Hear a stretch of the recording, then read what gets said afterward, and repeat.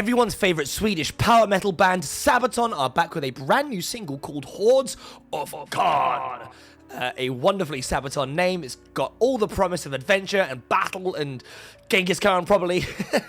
I love it. I love the subject matter. They just pull from all parts of, like, interesting history. There is not a single band I can think of that have got a song that encompasses the Swiss Guard, the Blood of Bakenburn, the freaking World War I, Genghis Khan. Like, it's a good gimmick. And the music is epic. The lead singer, whose name I am not going to try and pronounce, has got such a wonderfully, like, deep, sterling voice. It doesn't feel like it should be able to go as high as it does, but when he hits those noises, goddamn, I feel the need to grab my spear and go hold the line, you know? So the last one we had that came out, like, last month was Templars, which I will admit was not my favorite Sabaton song. It was good. I liked the verses a lot. The video was a lot of fun. I just found the chorus to be a little bit lackluster. It just didn't grab me. Not a diss on the song. The song was good. I'm imagining maybe in the context of the full album, again, they will kind of like slot into place. But we've got Templars, which I've got a couple of quotes. Okay, I'm going to try and pronounce his name apparently, because here's the quote from Joachim Bruden. That is my attempt. I'm sticking to it. So the song actually turned out to have way more depth than we were expecting. Genghis Khan wasn't just a conqueror, he was a complex figure who left behind a huge legacy. He built the largest contiguous empire in history, stretching far beyond Mongolia, and his influence only grew after his death. Is it not true that, like, Genghis Khan has, I mean, you know, through lots of very not great acts, is, like, directly, like, related to, like, a very, very large amount of people? Like, if you scan the genetic lineage of large portions of Europe, like, Genghis Khan is there if you go far enough back. But, yeah, we know fans crave heavy music, and we're pumped to see how they react to this one. Hopefully it's a track that'll be blasting on repeat. Which is interesting, because, again, I would have said that almost all Sabaton, to me, is quite heavy. But, based on this next quote from Pa Sundström, that's a good name, Joachim wanted to write a proper heavy metal song, as we've seen from past releases. A lot of our fans appreciate pure f***ing heavy metal, and that's what Hordes of Khan is. And when you listen to it and close your eyes, you can imagine Genghis Khan and his horse galloping to battle. That is probably true. I'm expecting that I will be able to imagine that. So yeah, if they're saying that this is going to be heavy by their standards, I'm quite looking forward to that. One of their heavier ones that I really like that they released was Metal Trilogy. I'm not even sure which album that was attached to. That song is absolutely chock-a-block with, like, random, like, references to a lot of, like, old school metal songs. You know, he goes from Rainbow in the Dark to Breaking the Law and everything in between. I really like that one. So if it's something that sounds like that, but with maybe a hint of Mongolian brutality to it, sign me up. So yeah, that's enough waffle for me. Let's have a listen to Hordes of Khan. It's the year 2045, and Earth is finally at Of course peace. we're going to have, like, But since the beginning of time, a vignette opening. there was always war. People kept choosing fear and fighting. I love how rousing the backing music is as well. It's very much like the march of war. Somehow, after everything, we came together. Oh, okay, that's good. My favourite band ever, Sabaton, made music and told stories about real wars. Real heroes. I love the idyllic version of the future they're in where, oh, me, this thing is almost 8 minutes long. God, strap in, guys. I love this idyllic thing where, like, Sabaton exists in a universe without war, and they're regaling you with the history of it. Oh, God, I wish that was true. But since there were no more wars to make music about, they finally quit playing a few years ago. Oh, no. Today, they're part of history, and their instruments belong in a museum. I mean, again, that will I play in a probably metal happen band eventually. with my friends, and tonight we're sneaking into this museum to bring Sabaton's music back to life once This is a more. really weird premise. I mean, it's kind of cool. I'm definitely invested, but to do this, like, kind of almost weird pseudo documentary, it's almost like a little short film in this, like, fantasized future world where Sabaton have, like, retired. Yeah, okay. It's definitely creative.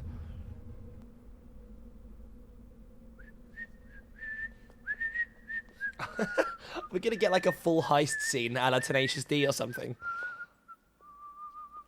Oh, that's at the Museum of Natural whatchamacallits in New York, if I'm not mistaken. This way. Alright, they're going full night at the museum as well. There. That's so cool.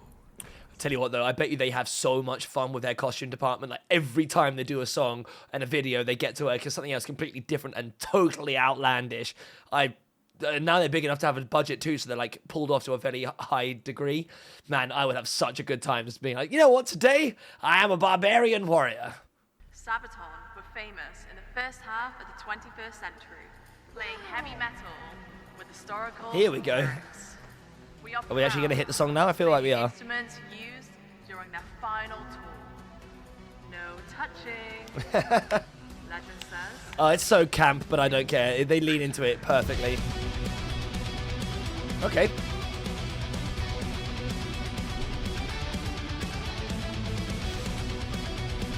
Definitely a heavier intro. It's like got that really like frantic pace to it, which I really like.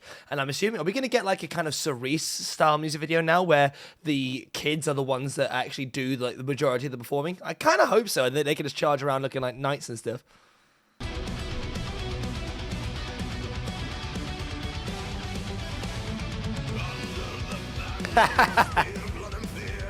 Okay.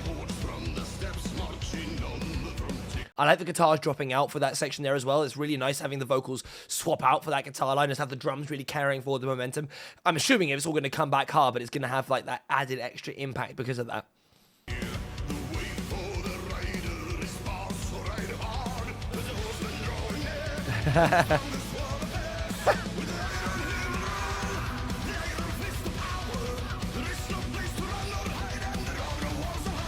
Yeah, see, that's the kind of chorus I like from these guys. It's very... I think I just like it when he sings it up as much as he can. I really love it when he blasts up there! Oh, no.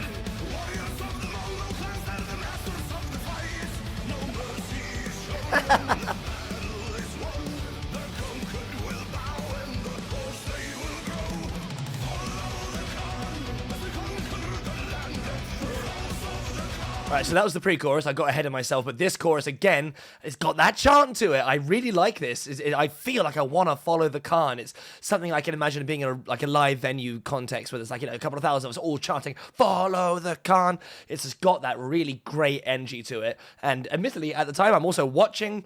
a samurai, I assume, battling with great old Genghis Khan in a museum.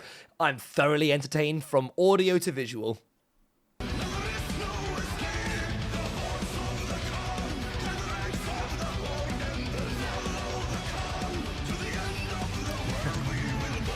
Oh no! Nice. We've got back that sort of like more dropout section with the guitars taking a back pedal, but now we've got some like just some sustained synth notes in there. They're almost doing like a kind of choir style sound, which is really nice. It adds this kind of like epic feel, like it's starting to be elated. And we also cut back to the most handsome man in Sweden. The Tash.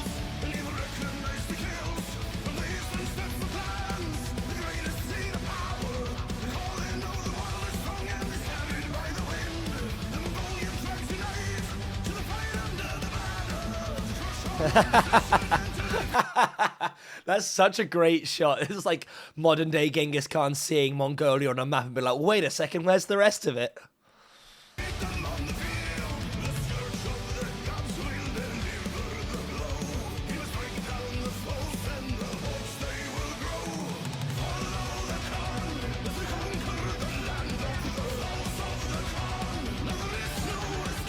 I really like the way that the guitar line is interacting with the melody of this chorus as well. It kind of like, you've got this ba-da-da-da-da-da thing going on the entire way through, and then it unites with the vocal melody just for that first half of it, and then you kind of let it go off and it gets that more chanty feel again. But the way that it kind of syncs up and then goes apart again is really, really nice. Just, again, I've said it already, but it's so, like, epic in scale.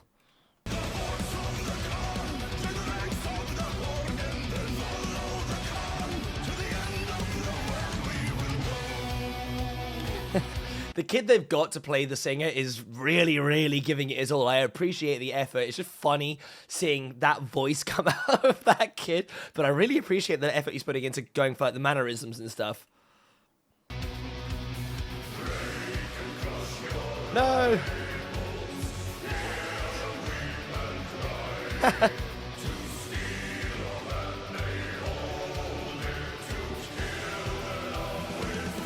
Yeah, the like choral stuff they do as well, where I don't know if it's them doing backup vocals or it's just lots of overdubs or what it is, but that stuff there for the bridges, it really, again, it makes me think of, like, you know, a classical tale being passed down over a campfire, that kind of thing, which is definitely what it's trying to inspire. So it definitely, it really succeeds in that manner.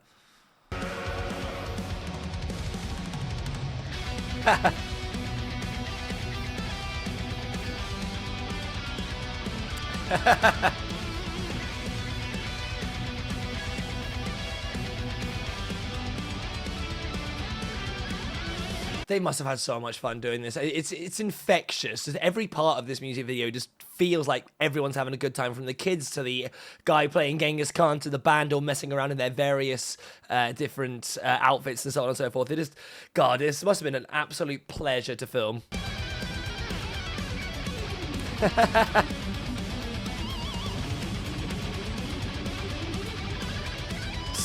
Dude.